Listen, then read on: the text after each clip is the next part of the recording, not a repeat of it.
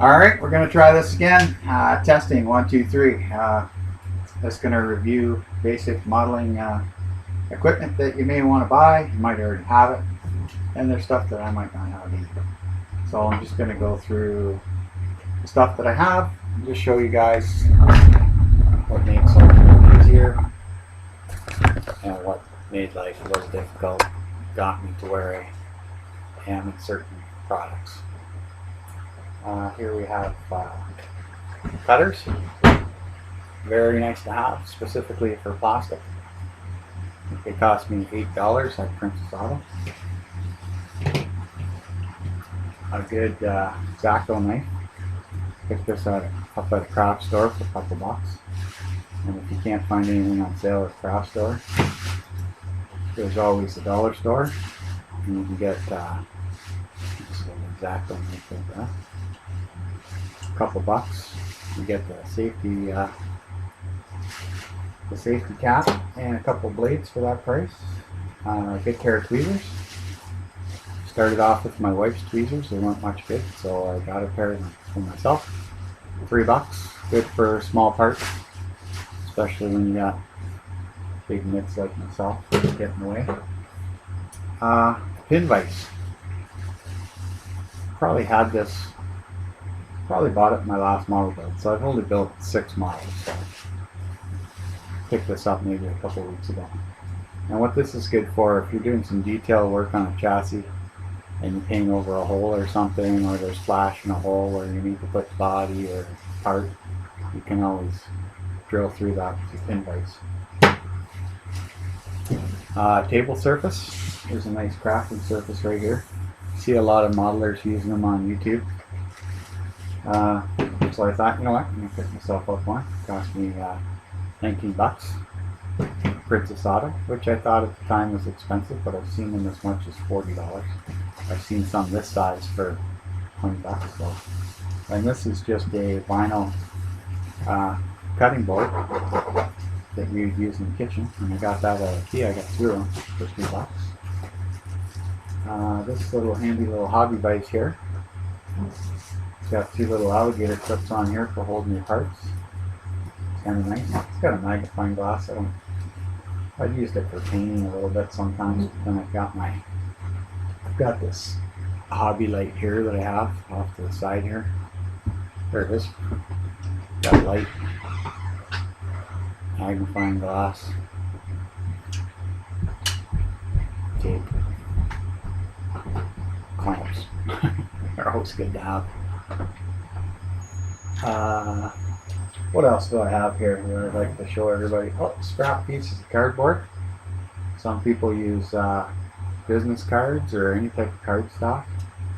I'll probably just cut that up off a box or something. Then we get into this little box of goodies here. It's like a paint marker. They're called metallic markers. They're great for doing any type of fine detail work. I love them I just started doing some details on dashboards and stuff, and interiors of the car. Start doing that. There's a good one. I think I picked these up for less than $2 a piece at Lynn Mills Outstore, or Lynn's Mill Outstore. Outlet store is what I'm trying to say. X-Acto knife. This is an Olfa knife. These aren't cheap. These are running at least $10.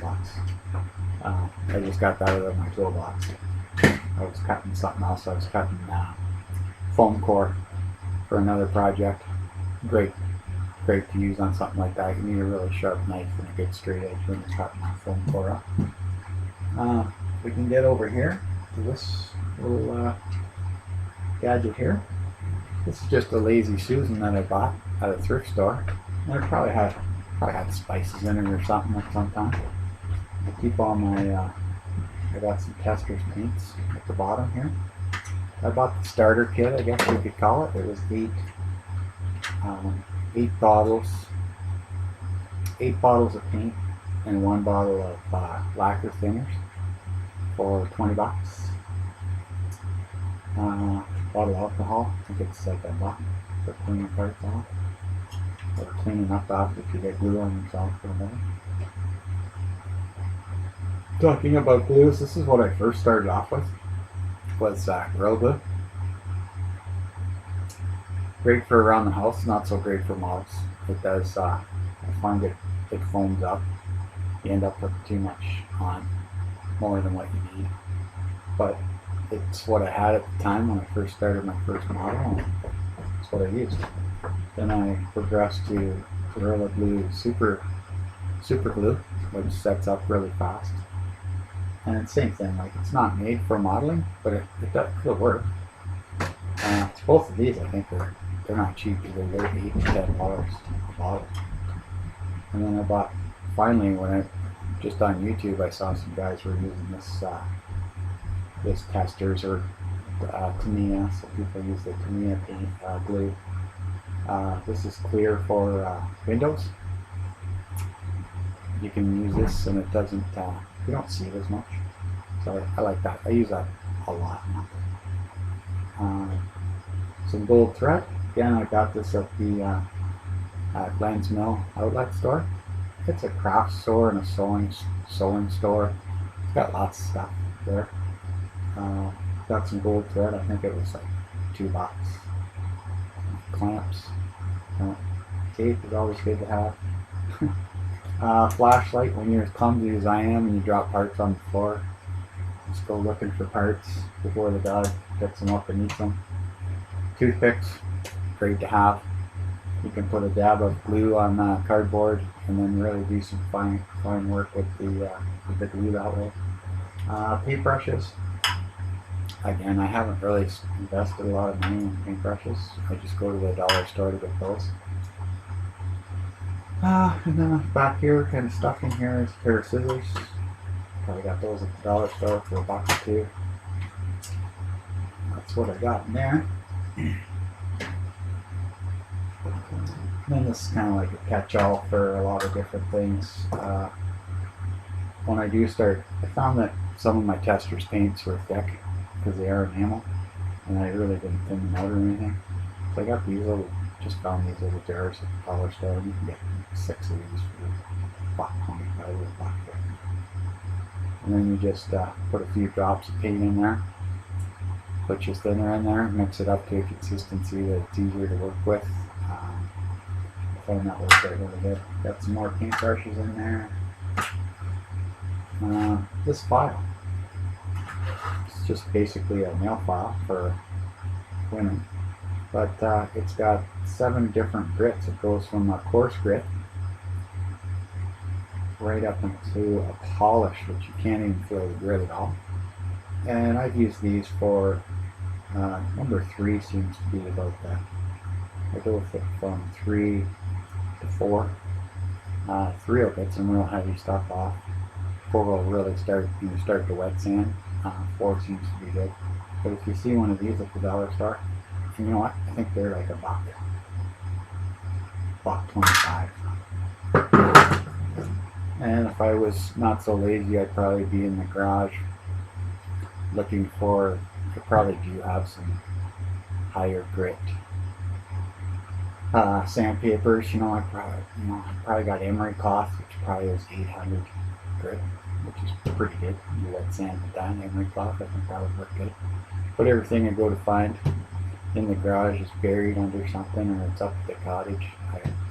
Unfortunately, it's a great problem to have, but we've got our house here and we have a cottage here, and I have tools and supplies at both locations.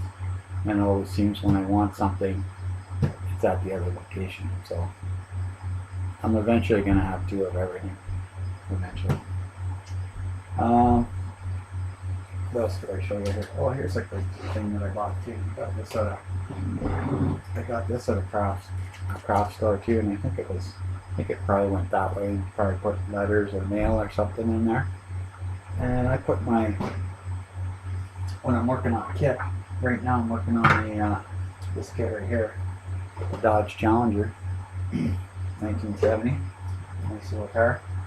I put the screws, I put all my chrome stuff. Here's the the windows, the clear plastics. The car, the instructions, got this little thing, kind of like it. A nail holder. It's falling apart here. Kind of got this little thing. It's kind of like a little file folder. And I keep my decals in that. I got a lot of models that I haven't put decals on. Maybe a couple of logos or something, but I haven't put like all the flames and some of them are very detailed.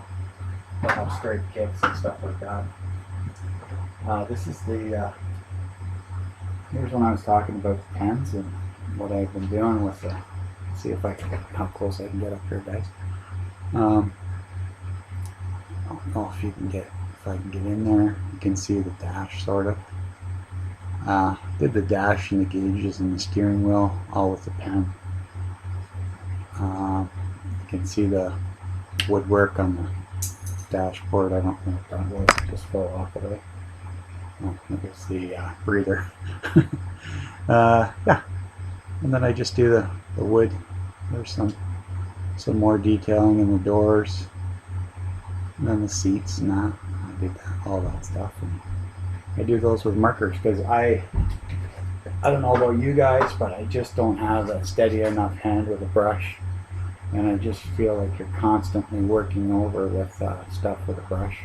And even with the pens, like I'm not super detailed with the pens, but I'm getting there. Like I said, I'm working on my, I think it's my 6th model now. Started last winter, had a large break between probably spring, summertime. We were up at the cottage, so I wasn't doing much modeling. And now we're into November. Probably got back into it in October. I just set this room up here. It's not really a room. I just kind of divided up with tarps, keep the dust down when I spray. I just set everything up close to my spray booth. I'll show you that in a second. So while I got you here, I'll show you a little thing that I have. I've named my modeling channel Murphy's Law Models. There's a reason for that, because if I can screw something up, I probably will. I'm not perfect. I'll be the first one to admit that. And I just have to have a model here. This isn't factory color. This isn't how I keep my raw materials and liquid like this. I'm actually stripping all the paint off of this. And I first started off with a product called Dettol. It stripped most of it. I got that all rinsed off and everything. I'll show you the product here. It worked pretty good. Not very cheap. $8, $8 or $9, I think, for this bottle here. And what you see there, it's soaking in that green liquid. That's simple green. I've seen a few guys using that. So basically what I did was I stripped the model with the Dettol. I'm using the simple green to get the finer stuff off, try to get most of it off. And then hopefully I'll go through the spraying technique again. And I'll use a different primer. I used the black primer on the orange paint. It was the 3rd coat when I orange peeled. I sanded it down and peeled it again, and orange peeled again. So I thought, you know what, strip it all down, start over again, gonna use a different primer. So I thought maybe the primer might have been the problem, but if anybody would know what causes orange peel, maybe that could help me out as well. And I'll just show you around. I'm going to do a few tutorials. So the first one here is my shop, to show you my hobby desk or whatever. And then I can kind of spin you around. You can see back here I've got my spray booth here. Just turn this on so you can see it. A spray booth here, and same deal, guys. Basically, I saw some stuff on YouTube, and I used other people's ideas. Gave me a good idea what to do.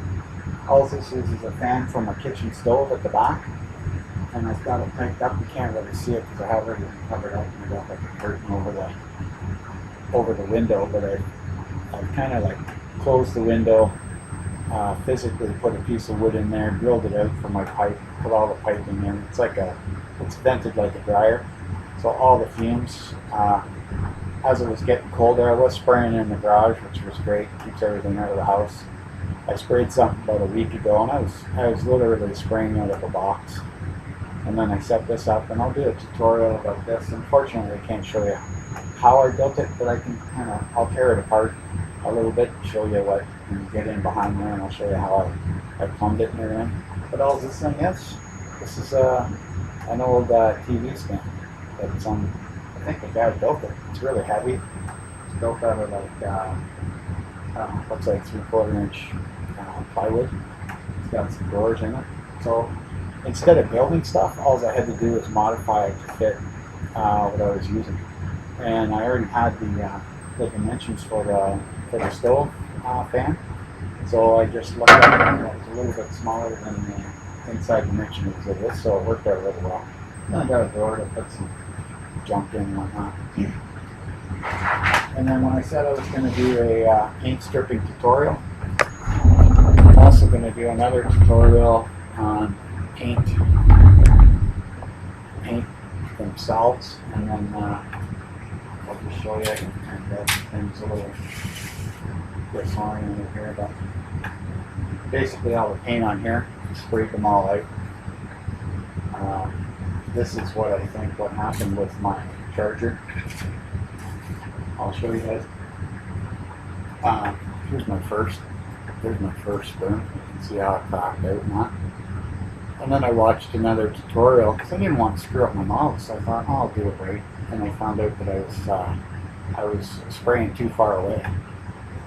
So I got up a little closer, and I was able to lay down a pretty good coat. So I thought, okay, I can use that. And then I sprayed, I think this is the one with the, here's what it looks like. I sprayed one and it orange peeled on me. So I should have known right there, but I thought, you know what, maybe it's just my spraying technique, and then once I spray to the car, it might not be too bad. Yeah, that was my first mistake.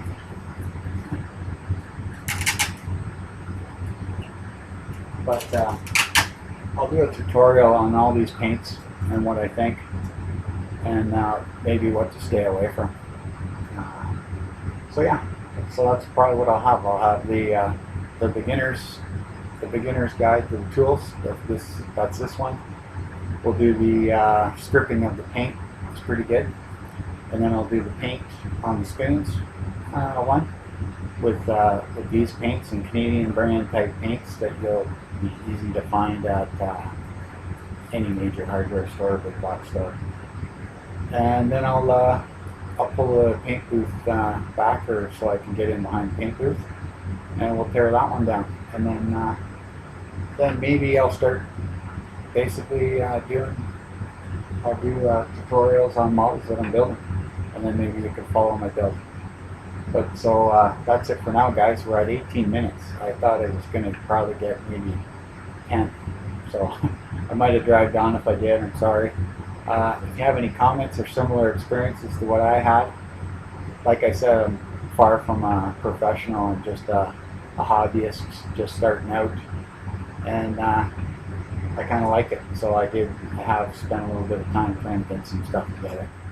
So thanks for reviewing, guys. If you have any comments, put them below. If you liked what you heard, give me a thumbs up. Thanks a lot. Bye for now.